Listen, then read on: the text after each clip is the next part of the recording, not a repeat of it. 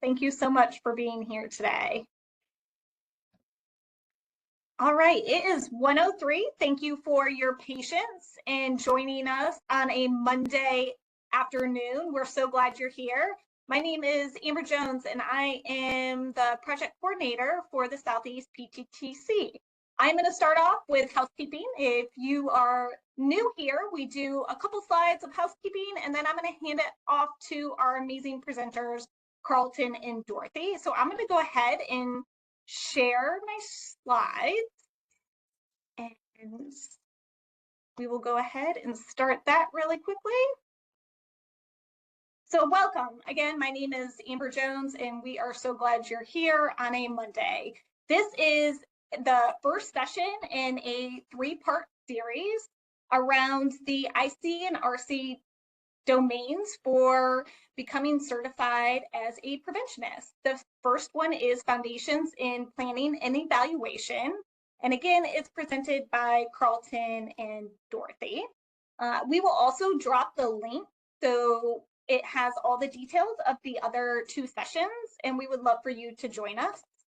Our disclaimer here is that this training is 100% supported by SAMHSA, the U.S. Department of Health and Human Services. The contents are those of the authors and do not necessarily represent the official views of nor an endorsement by SAMHSA, HHS, or the U.S. government.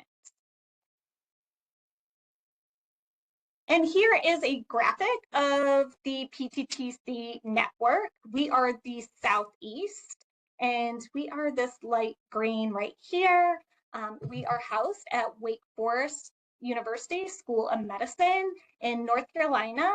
In Winston-Salem, we are led by co-directors, Doctors Wagner and Woodson.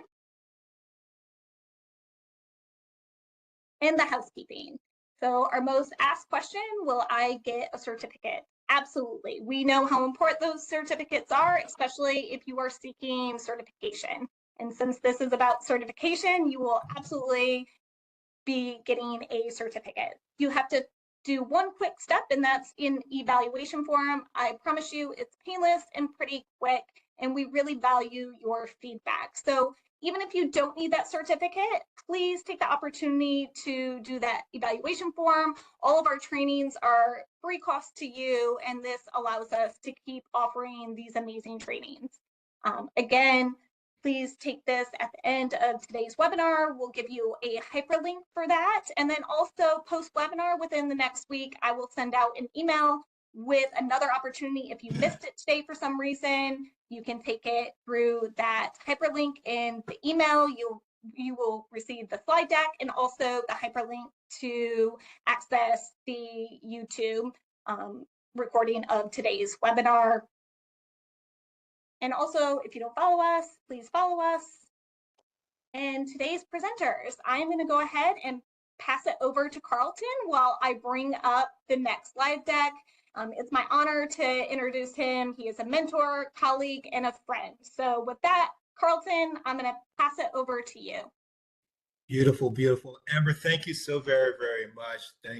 Thank you to Angelica and Chisholm and Jacob, who are also supporting us, kind of making sure that all this works. It is an honor. It's really, really a great honor to work with the Southeast Prevention Technology Transfer Center and to see you all. And I see a few friendly faces and folks that I know. As welcome you all here. We are looking forward to this opportunity to present this training to you. I'm very excited. I'm honored to welcome you and have you here at the Certified Prevention Specialist Exam Preparation Series that we've done. This is a workforce development series, and we're proud to represent this on behalf of the Southeast Prevention Technology Transfer Center. Let me first take a moment to thank you, all of you. Whether you are here from Region 4 or joining us from someplace else in the country, your presence here actually speaks volumes. You're saying yes. You're saying yes to a number of things. You're saying yes to your own growth. You're saying yes to professional excellence. You're saying yes to the future of our field. And you know what, we're living in some evolving and some very uncertain times around a lot of this. And I know we all have a number of questions. That commitment couldn't be more important today than it has ever been. And so I welcome you here to this training. This three-part series is more than just an exam prep. It is a collective investment in the future of our workforce. Together, we're going to really dive into the 6 CPS domains, not just to check boxes, but to actually look at the way in which we might be able to connect those domains and those knowledge areas to real world practice. Each of the sessions will strengthen your capacity in planning, evaluation, education, communication, and the like. These are the building blocks of our profession. This is why we are focused on this. But they're also the cornerstones for resilience, if I might be able to say, in these changing times and during these evolving times that we're in. So here's the charge, folks.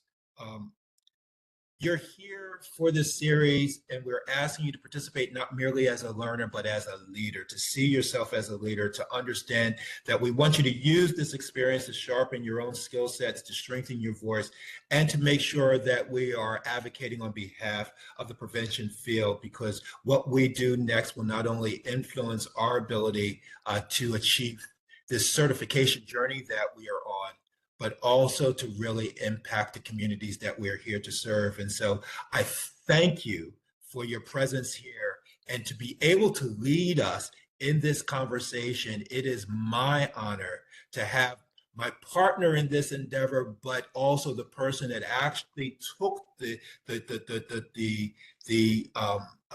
put her shoulder to the wheel, so to speak, and took the lead on helping to craft this conversation for us. And she will be leading us. She is one of the most effective and exemplary prevention leaders in our field. She is a dear, dear friend. Many of you, I'm sure, have already been a part of sessions that she's been able to deliver. Dorothy Chaney. Dorothy, I'm turning it over to you, sis. Awesome. And I will be supporting this. For everyone else, we will be doing some things here where we're going to have an opportunity to actually have small group conversations at some point. And so we're going to work through the technology of all that. There's also an opportunity for you to receive a worksheet, a handout from us. And so we'll tell you about that when the time is right for that. So I'm just sharing with you that for the success of this, there's going to be some technology involved, and we'll work through all of those issues at that point. At this point, I'm turning the mic over to Dorothy. Dorothy, it's all yours. Awesome. Thanks, Carlton. Really excited to be having this conversation. Amber, you said that Carlton was a mentor and a friend, and I echo the same. Carlton has been my mentor, and I've been in the field for a minute. I love that we're having this conversation. And I have to start this conversation with a story. I was doing a training in Newport News, Virginia, a few years ago, and there was a lot of community members there. And my role as the prevention specialist was to facilitate the process and help get the group to a place where they would identify the right thing to do to solve the problem in their community. And there was a really profound conversation that happened among a couple of church ladies that were in the room. And one lady was exasperated with the community problem. And she said, well, you know what? We've got to do something. We've got to do something. Doing something is better than doing nothing. To which the other church lady replied, respectfully, Gladys, doing something is not better than doing nothing if we do the wrong thing. And I love that, because as prevention specialists, we're charged with equipping organizations and communities with the tools, not only to do something, but to do the right thing in the community, because we don't have enough time, energy, space, or money to just do something if it's not the right thing to address the problem. Being a prevention specialist and understanding how prevention works and how we can be effective is critically important, not only for our own workforce development, but for every community where we live and work. And so these conversations are really super important. I also want to say that we're all going to be channeling our inner prevention specialist today. So I really want everyone to participate. And I'm going to ask you to first participate by putting your name, your agency or coalition, how many years you've worked in prevention, and what field do you come from? So in the chat box, there may be a minute. So I'll share the field that I come from is adult education and community economic development. That's the field that I come from. Carlton, what's the field that you come from? Public health. Public health. Melanie, you came from social services, HIV prevention. Oh, it's coming in. Criminal justice, social work, public health, psychology background, higher education, student affairs. This is exactly what I knew was you're coming from higher education. This is human resources. Here's what I really, mental health, psychology. Here's what I love about prevention, Carlton, is we come from so many different fields, and whatever field you come from is exactly the right field, because this is about equipping our communities with the skills to change the community. I love that. Adult education, all of that. Many of us come to this field through different fields, and it makes the field richer. It really, really does. Love it, love it, love it. Marketing. See, there's a role for marketing. There's a role for wherever you're coming from. It's exactly the right field to come from. And that's what makes this such a rich and meaningful field. All right, let's move to the next slide, and we're going to set the stage.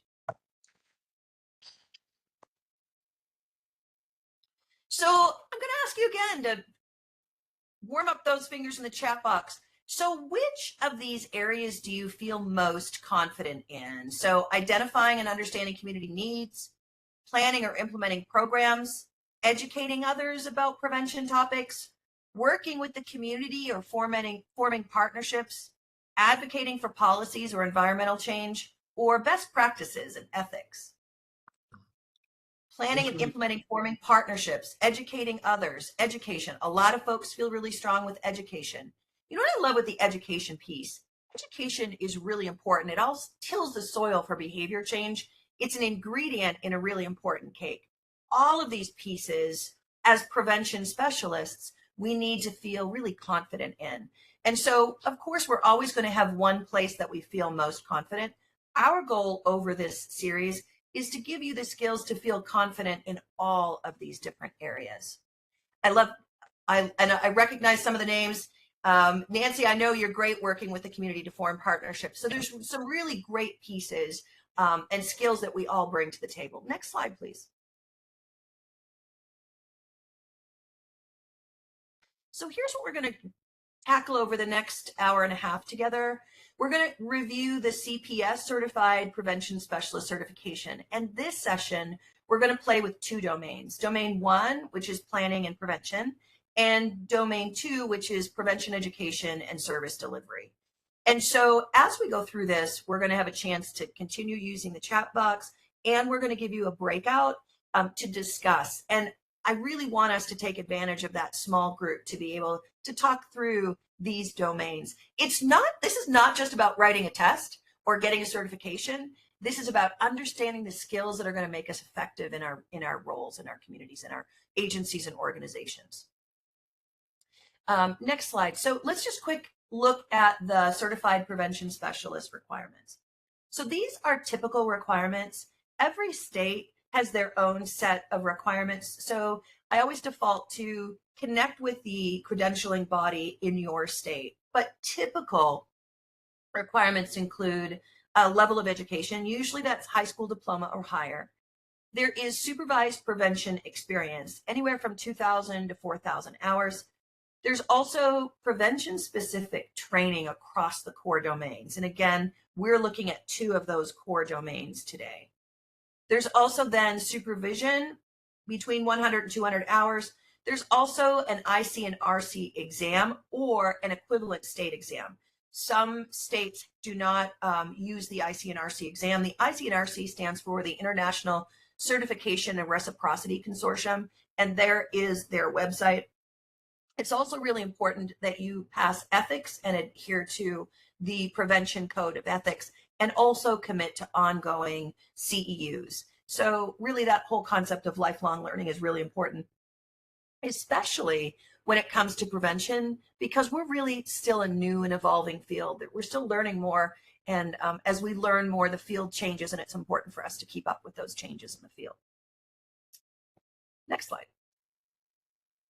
So CPS equals Certified Prevention Specialist. Again, it's based on those IC and RC standards.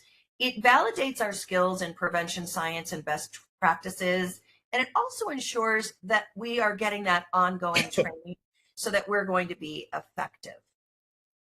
Next slide. So here's an example. Rhode Island is a really good example. They've got a lot on their web about how to become certified. They've got a great practice tool. Lots of states do. I pulled out Rhode Island because it's a good example, but here's their specific certification. So again, default to your own state. There's 200,000 or 2,000 hours of prevention related work experience, 120 hours minimum of domain specific supervised work. And again, you'll need to understand those domains. We're going to work through 2 of them today. 120 hours of prevention specific education. 24 of those need to be in alcohol, tobacco, and other drugs, ATOD. You also need to pass the IC and RC prevention specialist exam and adhere to the prevention professional code of ethics. Yay, Rhode Island, yes. Here are the domains, and here's they're weighted. So we're looking at planning and evaluation today. That's worth 25%. Prevention education and service delivery, 15. Communication is 10%. Community organization, 20. Public policy and environmental change, 20. Professional growth and responsibility, 10. So what we're looking at today is the 40% of the exam that is the first 2 domains. Next slide. So the Strategic Prevention Framework, the SPIF, I don't know if I've ever had a day on the job as a prevention specialist that I haven't referred to the Strategic Prevention Framework. It really is it's the wheels on the bus for us. It's the credible planning process that we use to really be effective in our work. And so the Strategic Prevention Framework was developed by SAMHSA, the Substance Abuse and Mental Health Services Administration, and it's aligned with much of the federal and state funding that drives our work. The Strategic Prevention Framework starts with assessment. Assessment really aligns to the domain of planning and evaluation. The next step of the Strategic Prevention Framework is capacity building, and that really is community organizing domain. Implementation aligns with the service delivery. Evaluation, again, aligns with planning and evaluation, which is what we'll talk about today. And then there's also a focus on cultural competence, fidelity, and outcomes. If you are familiar with the Strategic Prevention Framework diagram, cultural competence and sustainability are threads that go through that entire process. So this is not a SPIF training, this is a CPS training, but the Strategic Prevention Framework is really tightly aligned with those CPS standards. Next slide, please. So let me ask in the chat box, why do you think CPS certification matters? Maybe you've gone through a whole lot of SPIF trainings, you've gone through all sorts of professional development, you know the Strategic Prevention Framework inside out. Why is it still important that you're a CPS certified prevention specialist? Why does certification matter? I'd love to hear from you.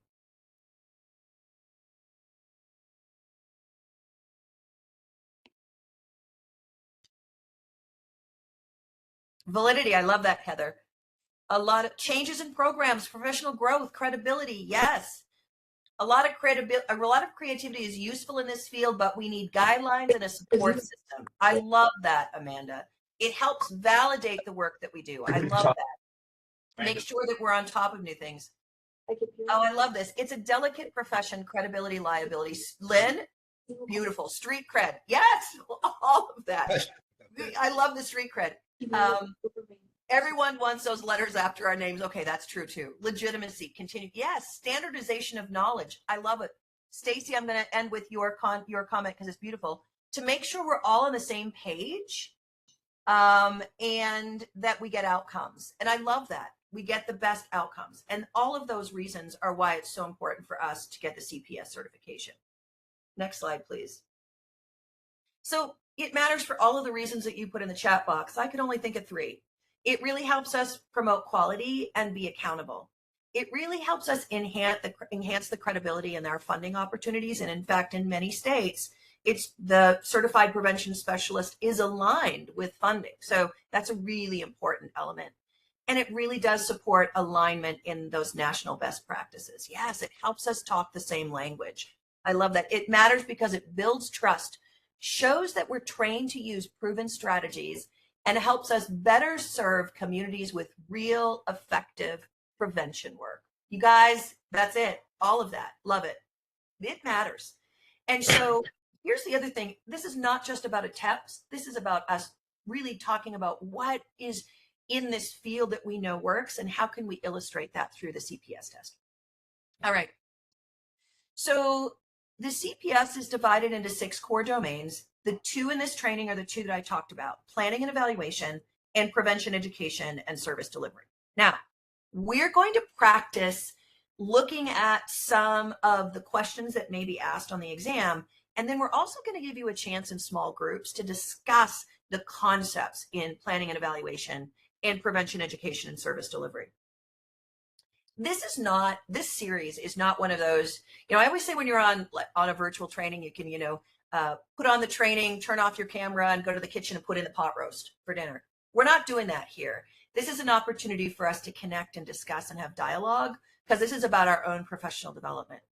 So within planning and evaluation, there is needs assessment, logic models, strategic planning, and outcomes-based evaluation. There's also program selection and implementation, evidence-based practices, and health education principles. These concepts really are the foundation of the work that we're doing. And this is ongoing work in our communities. I always think about prevention work as, we really talk about community organizing. We need to know the science, but then we need to find ways of providing our communities, our coalitions, our organizations with the tools to be effective. And so we need to first understand it, and then we need to relay it to our communities in a way that's sort of quick reference and easy for them to understand. Next slide. So the other domains that we'll cover in the other 2 webinars are communication, community organization, public policy, and environmental change, and professional growth and responsibility. But today we're going to cover those first 2 domains. So within domain 1 this is really setting the stage. And it's not by accident that this one is worth the most. It's worth 25% on the exam. So this is where your prevention theory comes into place. And this is where we're looking at needs assessment, prioritization of our problems or issues, and analyzing our data, so information analysis. It also links into evaluation, looking at methods, fidelity and adaptation, and sustainability of our outcomes. So this is within domain 1. All right, let's get started. We're going to play with some practice questions. So this is let me just say, if this is day 1 in prevention, or if this is year 25 in prevention, this is a come as you are, respond to the questions practice test. So this is just for us to have fun and play with the test. All right, first question. Which of the following is the best first step in selecting a prevention program? 1, find a popular curriculum online. B, consult the state prevention agency. C, conduct a needs assessment. D, attend a prevention conference. Oh boy, you got a flood. Yeah. Sharp group here. So, and many of y'all I know I can recognize. I see a flood of C's. Love it. Let's go to the next slide. So, flood of C's. So yes, the foundation of the work is looking at our data, letting our data drive the process. And it's the first step of the strategic prevention framework. But let me also say, when you're looking at the CPS exam, usually the answers all have some element of validity. You're tasked with finding the best answer that fits the question. And in this case, a needs assessment is the foundation of the work. I love that. A needs assessment is the foundation of the work, and it aligns directly with the first step of the strategic prevention framework, the SPF. So other choices may be helpful, but they're not the first step. So the foundation of all of our work is data, is needs assessment. All right, let's try the next one. Excellent, people. All right. Which best supports long-term sustainability of prevention outcomes? A, hosting one-time educational events. B, providing services only during the grant period. C, engaging stakeholders in strategic planning. D, using only direct services. I think their fingers are stuck on C. On C. Well, let me tell you, I don't know if they're right. Your fingers are stuck on C. C. I got one D. That's all right. That's all right. Let's go to the next slide, the debrief slide. It is C, engaging stakeholders in strategic planning. You guys have got this. So here's the thing.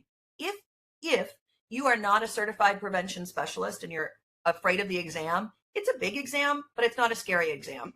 If you know prevention, you can do this exam. It's about knowing how effective prevention works. Yes. You know what? I love this. I love this question because one of the things that I've learned along the way is that this is about engaging the community in the work. And the only way for them to own the work is to be engaged in the process. And so, yes, sustainability isn't just about sustaining the initiatives. Melissa said, dude, my director said this is expensive. So pass the test. You will pass the test. Melissa, you just won the day. I'm just saying.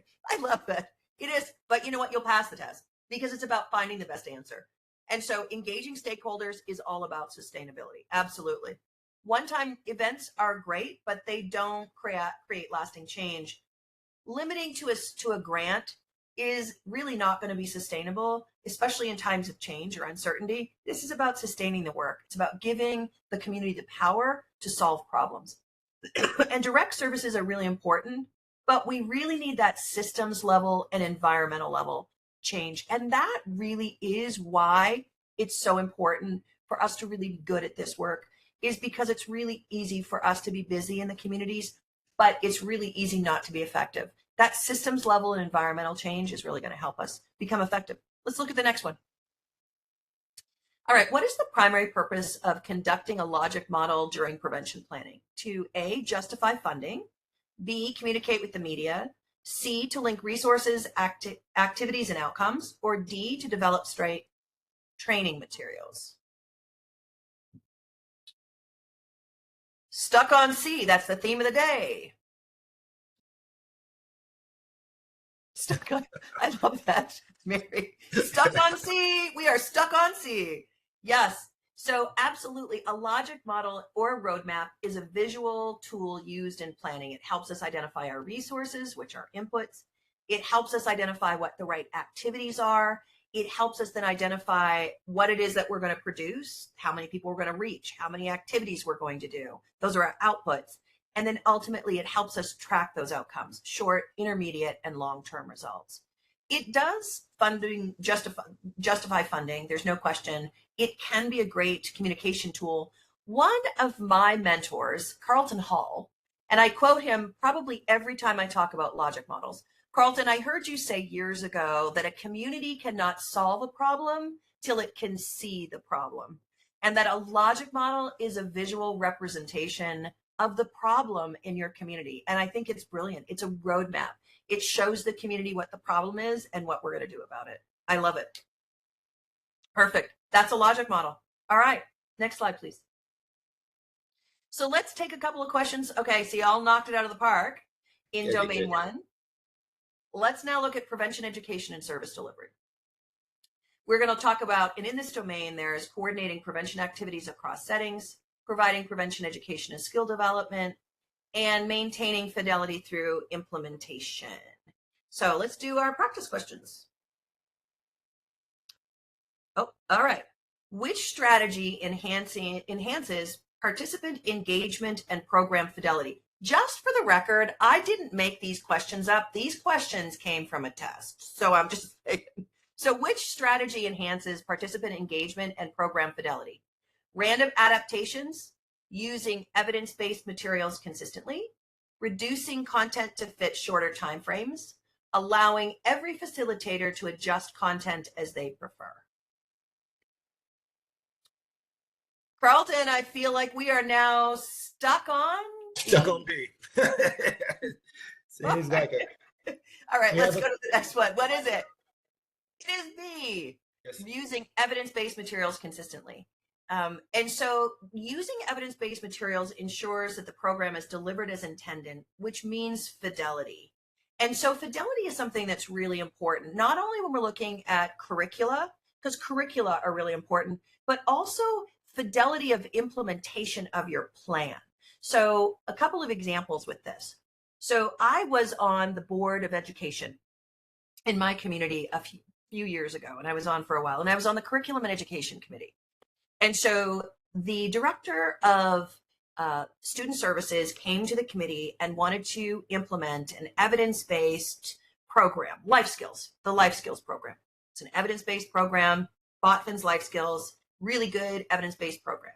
So I asked questions about, can you tell me what the implementation of the program is going to be like? And she said, oh no, we're going to implement it with fidelity. We absolutely are going to implement it as the program was designed, yada, yada. Well, Carlton, not only was on the board, but I also had kids in school.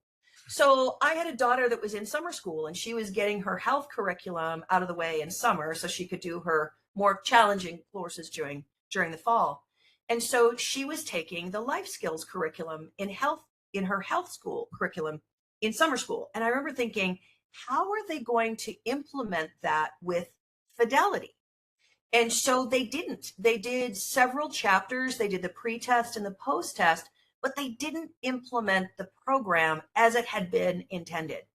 So when I was back at the curriculum and instruction committee and I asked about how the program was going, and they were like, it's perfect, it's being great. And I said, can you tell me how you adapted it for the health curriculum in the summer schools? And they all kind of went, And here's why that story is important. Because evidence-based is only evidence-based if we maintain fidelity. And so there's no judgment on my school district. I love my school district, but there is constraints on our time, classrooms, how we're going to, maintain fidelity. And so fidelity is a really important concept. If we implement something without fidelity, it's no longer evidence-based, but most curricula developers can help you with those adaptations.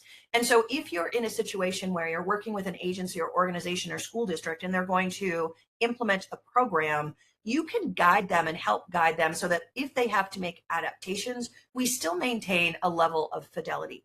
And that's really important because understanding effectiveness really is important. The other thing is it can be fidelity of implementation.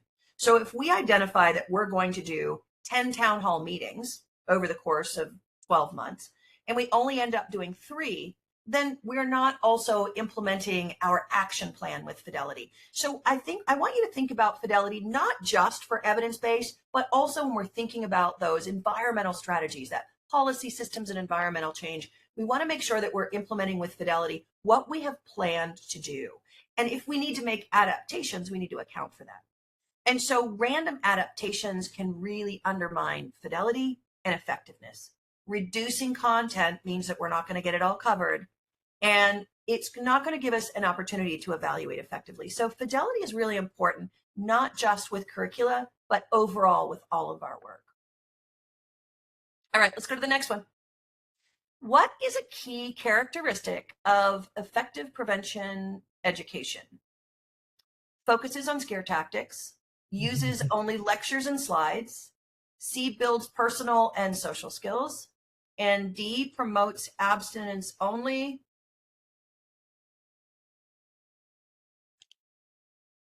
They are stuck again on C.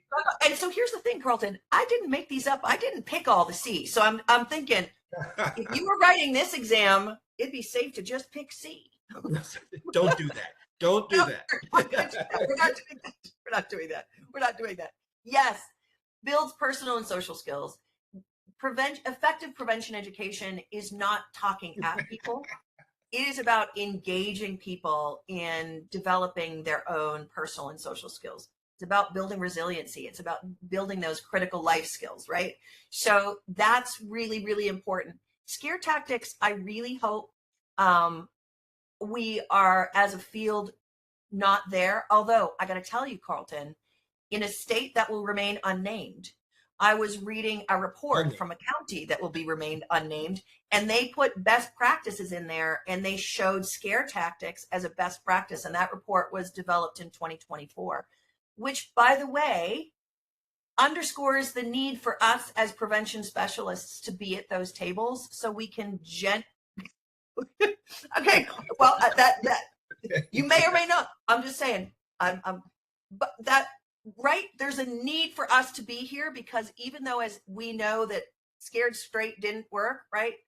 That it's important for us to understand that it's beyond scare tactics. Okay, I got to tell a quick story. Scare tactics. I don't know if I've ever told you this story, Carlton. Well, you know, I'm Canadian. So in Canada, I've been here for 21 years, but in Canada, we started using scare tactics on cigarette packages a few years ago, 25 years ago, because I was still in Canada. So if you bought a package of cigarettes 22 years ago, you might see, I'm not even kidding you, like a cancerous mouth or a black lung. Like, it was full on scare tactics. But do you think it stopped people from smoking? No. You know what happened, Carlton? It created this whole cottage industry. Every time you went to a craft show, there would be crocheted cigarette packages, so that when you bought your cigarette package that had the scare tactics, you could just slide it in your little crocheted cigarette box, and it would hide the cancerous lung. Wow. So that seems like a very Canadian response. It's very Canadian, and they were always crocheted. So Exactly. crocheted cigarette boxes. Irma says that it's happening in Mexico now, and still, and so I mean, there is a need for us to be a part of the conversations that are happening in our communities. Absolutely. And so and the other piece is, yes, posters and so, and I think that's another reason too. It's really an evolving field. And when we look at the field of public health and we look at the United States, we really are a global leader in so many ways. And not the least of which is really understanding what works and what doesn't. And I'm also going to say, it's a judgment-free zone. Here's the thing, as preventionists, when we go into a community and they've got a lot of enthusiasm and engagement around doing something that we know doesn't work, it's really important for us to find ways of, and this is for those of us that come from adult education, it's about finding ways for our community to sort of realize and give them a safe space to maybe question, is this really effective? Is this the best way of doing things? And I think as prevention specialists, it's really important for us to be able to share that in a way with our communities and our coalitions. Let's go to the next one. What is an example of an individual level prevention strategy? A, policy change to raise tobacco tax, youth leadership groups on campus, community signage to prevent drug use, or D, local ordinance on alcohol sales. This is an example of a individual level prevention strategy. We are now back to B. Stuck on B. Hooked on phonics, stuck on B. Okay, yes, the answer is B. An example of individual level strategies would be a youth leadership group. Raising the alcohol or the tobacco tax is a policy level environmental strategy. Community signage is really community level awareness, which is an environmental strategy. And a local ordinance on alcohol sales, again, another policy level prevention train. And I really think this is an important one to talk about, because especially in our field, we've really moved towards systems and policy change, because that's where we're going to get the most profound impact. That's where we're going to be able to change our entire community in one fell swoop. But that's not the whole story. The other story is we still need to do those really important individual level interventions. And so it's not an either or, it's an and. And sometimes I feel like our pendulum has swung so far into the environmental strategies that sometimes we don't understand or don't put as much emphasis on understanding it's a balance between individual strategies and environmental strategies. If we just do environmental strategies, but we also don't do those youth leadership groups on campus, it's an opportunity missed, and we're not building those resilient skills. We're not doing that skills development that we talked about earlier. So it's not an either or, it's an and.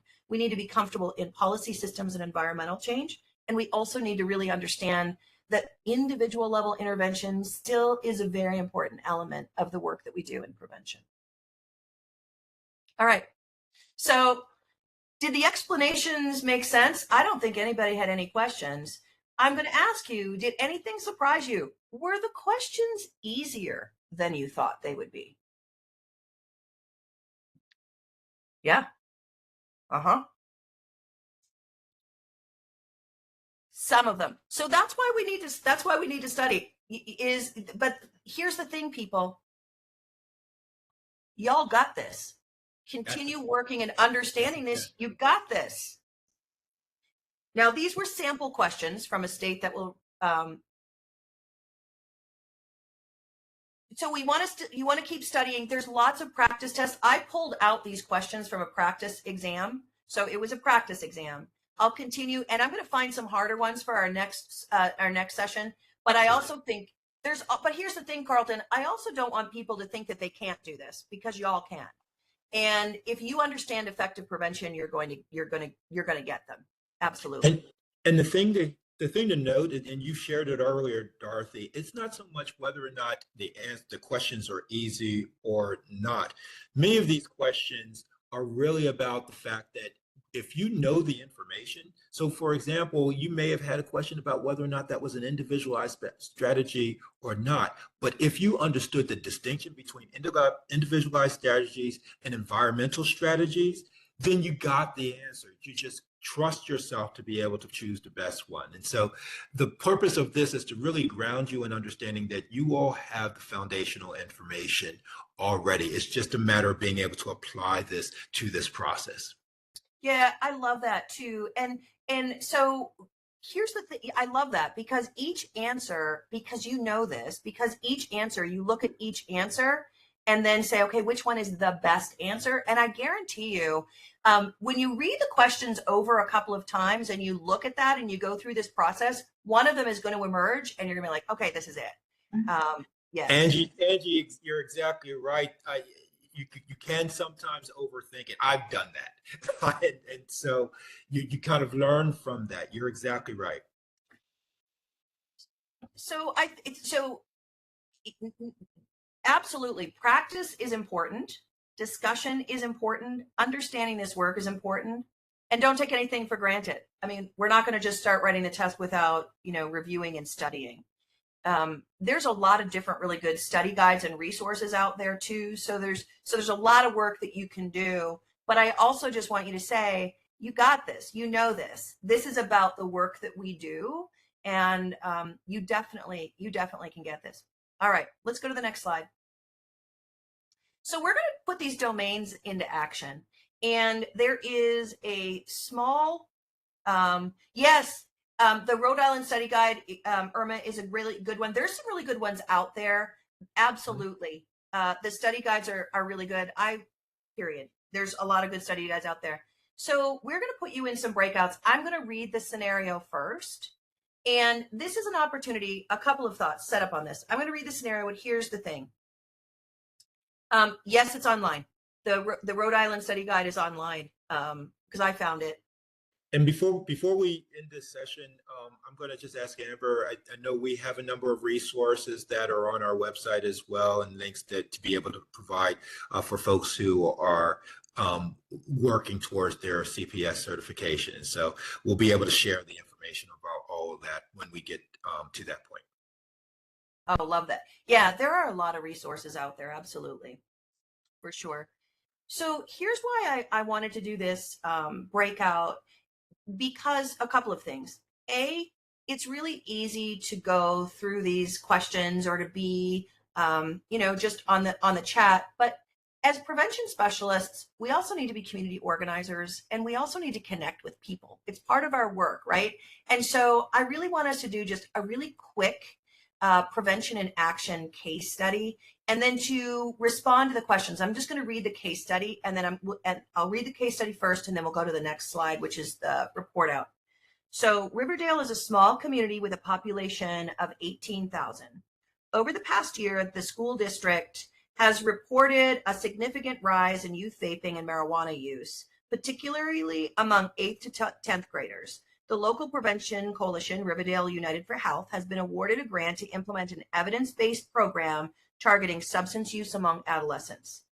However, the coalition is unsure how to begin selecting the right strategy or how to ensure that their education sessions are both effective and sustainable. The coalition has already hosted a few one-time events using scare tactics and dramatic testimonials, has held 2 community meetings with parents, but attendance was low, found a popular curriculum online, but hasn't reviewed local data yet. The health department is pressuring the coalition to just get started, while the school district wants a quick fix. So I feel like that could be Anytown, USA. So you're going to go into breakout groups, and there is we can go to the next slide now. Thank you. So there are a number of discussion questions. So you're going to answer the discussion questions, and then each group. So I want you to answer the discussion questions. You don't need to take notes, but I want you to discuss them. And based on the conversations that you have, I want each group to come back with one recommendation related to planning and evaluation. Remember, that's the assessment, that's the logic model, that's the strategic and action plan. And then one key recommendation related to prevention education. Remember, we want to mobilize, we want to be effective, we want to move people to behavior change. And so we are going to give folks, how long do we want to give folks in this breakout? I would say 10 minutes. I think if we could do 15 might be good, and then we can come back. So in your groups, you're going to respond to the questions, and then each group is going to come up with one recommendation related to planning and implementation and one recommendation related to prevention education. And before we go, I want everyone to know that the case study that Dorothy just read through, where the instructions are, has been placed in the chat. The links Chisholm has graciously put that in the chat for you all to be able to download. She's done it yet again. So go ahead and make sure you download that first before we send you to your breakouts at this point. Go ahead and download that now. You know, skills required for being an effective prevention specialist are group facilitation. So I am fully prepared that this will be a well-facilitated breakout with all our prevention specialists in those breakout rooms. Absolutely. Absolutely. Turn it over to you, Amber, for further instructions. That was an opportunity for you to connect with other folks in the field. And it's really not just about learning how to answer the test, but really to apply the concepts. And so that was just a really short scenario for a coalition from Riverdale United. And so there were some questions to discuss for both Domain 1 and Domain 2. But really what I wanted you to do is have the opportunity to discuss those questions, but then come up with one key recommendation related to each one of the domains. So I would love for anyone who is assigned a reporter for your group, I would love anyone to unmute and come up with just one of the key recommendations for either one of those domains that you guys discussed for either planning and evaluation or prevention education. Would love anyone to come off mute and share one of the recommendations that your group landed on based on that scenario.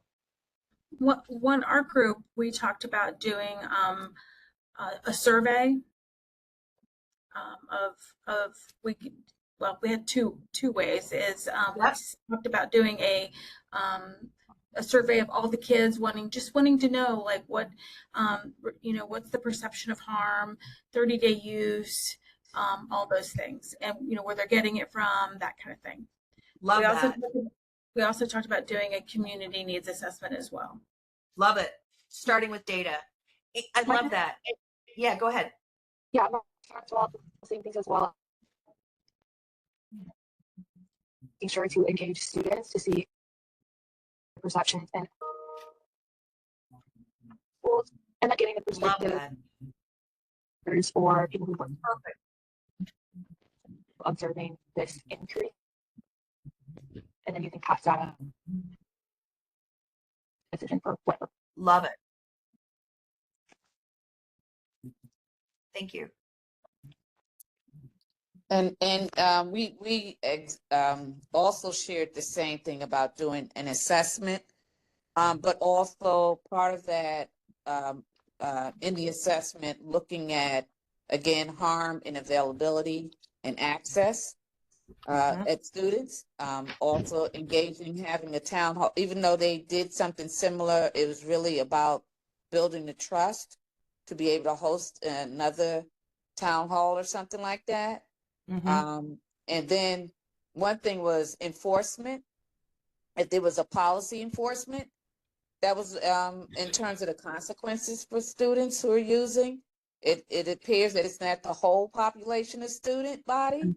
And Yep. so it's a specific population. So identifying who those students are and developing it around them. And then also if there's some issue around access and availability of how they're able to get to it, or stores and other, how they get access to certain things. Love that. So that's under the needs assessment.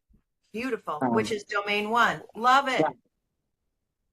Thank you. So, Brilliant. and I'm assuming that's answering question 1, correct? Right. Yeah, recommendations. Yeah. Oh, okay. No, everybody pretty much said what I was going to say. Just make sure you do a needs assessment, make sure you're not duplicating services, and establishing what level of readiness they were at.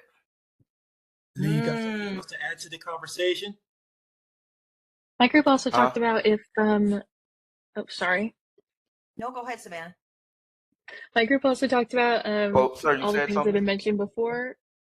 And if you are not able to do an assessment in your school, maybe looking at vaping violations that the school reports, things like that, being able to use that as part of your data, and looking at the businesses that are in your community that sell these vapes or things like that, looking at how many of those and what the density of that is in your community. Love that. Love that. Thank you. And I'm sorry, I was coming back to you. I was just asking you if you had anything else that you wanted to add to the conversation. Oh no, that's what my group pretty much came up with. I don't know. Did you hear my answer? We did. Yeah. I thought I was hearing something more, but thank you. Oh, okay. No, it was just an addition to what everybody said. My group pretty much had the same everything everybody else said. Like I said, only thing I didn't hear, unless I didn't hear it, is whenever you did the needs assessment, make sure we wasn't duplicating the same services or adding and try to add to the services. Love it. Me personally, if I could add, Carlton, what's going on, man? Xavier, how you doing, sir? How are you? I'm doing good. I'm doing good. If I could add 1 or 2 things, I'm just wondering what kind of health department that was, because that health department was for them to go and do something right now. Look like that's where most of the data would have come from. Look like that's where the grant came through. I guess we what I want. We in the no judgment zone here, Xavier. Yeah, well, I thought about it. I was telling our group, when it comes to surveys, I mean, the culture. I just think you incorporate the youth coalition when it comes to come to the biggest part of the survey, because that's the culture. The culture knows this culture. And if the culture is trusted by those who are pushing to make sure the culture does great in the generation, those are the ones you should be tasked to do this. I just believe that the policy, it should be the thing that runs everything when it comes to violations and what's incorporated in the policy, and those that break it and that are separated because of the violations. That's where you should get the surveys from. Because when the young people break the policy and they go to optional school, for an example, that's a good opportunity for the youth coalition, the school resource officer, coordinator, school health to gather that data. We don't want surveys to be too lengthy, too long, and too wordy. And then, like I told the group, we don't want it to be a selective group that take it. We don't want the beta club, on the field period to just take it and forget about the kids that are in optional school on the basketball team. And surveys have a tendency to do that. They get a group of kids, and they take the survey and say, well, hey, 15 of them took it. That's a percentage. And this is what we're going to, base it on, which I don't think is right. I just think surveys should be easy, 5-6 questions based off the trends, and let the youth do it because they trust you to allow them to do it for their culture. Love that. Thank you, sir.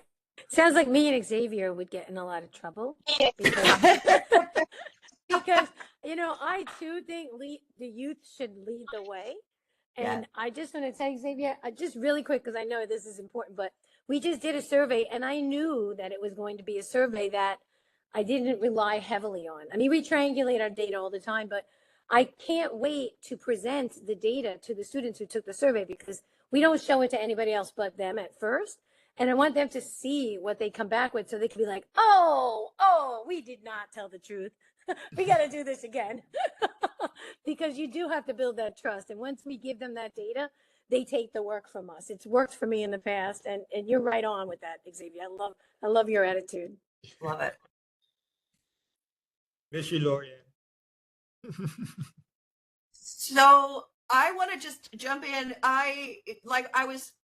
I can think of, Carlton, is after this report out and sharing is our field is in really, really good shape. Amen to that. Like, just look at this. We know what we're doing. Look at this. There was talking about triangulation. There was talking about looking at archival or secondary data. There was talking about looking at, you all mentioned evidence-based, many of which were community level risk factors or root causes. You guys dove right into the science in both these domains as you were analyzing the issue. And I also love, Lee, you mentioned one concept when you said I reported out, but I was just underscoring what other folks, you also talked about the concept of readiness, which really was woven in there. What is the reason why there were so few people that were showing up at the parent meetings?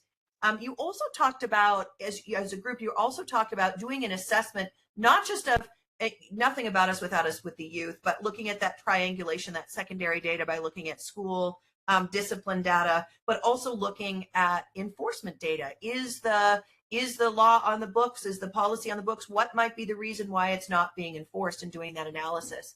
And then Mary Rose, I love what you said. How can a logic model help them organize their work and communicate it to stakeholders? A logic model is a visual tool that outlines how a program is supposed to work by connecting inputs, activities, outputs, and outcomes. This, my dear people, even though the questions were easy, this was an opportunity for you to really dive into those two domains. And Carlton, I'm just going to say, this was a knock it out of the park activity, despite the WebEx breakout challenges. That's because we have knock it out of the park professionals here on this call here. And so thank you. You all do me a favor. For those of you who are more technically savvy than I am, can you find out where to do little reactions and give Dorothy a round of applause for leading us through a remarkable conversation. Thank you all so very, very, very much. Dorothy, thank you for leading us through this conversation. The thing that I wanted to share, and then I'm going to turn it over to Amber to do a few things. But I wanted to state that this is kind of the way we determined we were going to set these sessions up. That it wasn't going to be some kind of a didactic kind of plot through a lot of content that many of you, I'm sure, have seen multiple times, but rather it's really focused on your pursuit through towards certification. And to try to demystify this whole certification process for us and allow us to kind of walk through this. It really is very important for us to be able to take those concepts and to apply them to real world circumstances, which is why we provided this as an opportunity. And given, I think WebEx worked with us as much as it could work with us on this. And I thank you all for your professionalism in helping us to work through that. We're going to try to figure out the kinks on the next one. But with that, there are a subgroup of you who are participating from the state of Tennessee who are really kind of walking through this. Those of you who are there with us and going to be going through some additional sessions kind of with us, we will send you and share with you kind of the information that's necessary. We're going to hopefully kind of walk through and talk through a lot of don't worry, if you guys were looking for harder questions are coming. This was the first session. We try to show up nice, y'all. We try to show up nice, but we're going to kind of work through this in a way that really helps us to kind of think through this together. More importantly, understand that you got this. You got this. Been through this process. And if we can get through this process, you can get through this process, and we're going to work through this together. And so with all that being said, I'm going to turn this over now to Amber. Amber, if you can share first and foremost, any access to resources that folks will be, that can find, that they can avail themselves of, and to kind of set them up for kind of where we go from here in the evaluation. Thank you so much for everything. Amber, the floor is yours. Awesome. Thank you so much, Dorothy and Carlton, for a great session. Hopefully you either learned something new, it was a great refresher, maybe you became motivated to sit for the exam. I know we have 2 other sessions. The next session is on Monday, June 30th. And then I really hope you had an opportunity to have a great discussion. It sounds like you absolutely did. So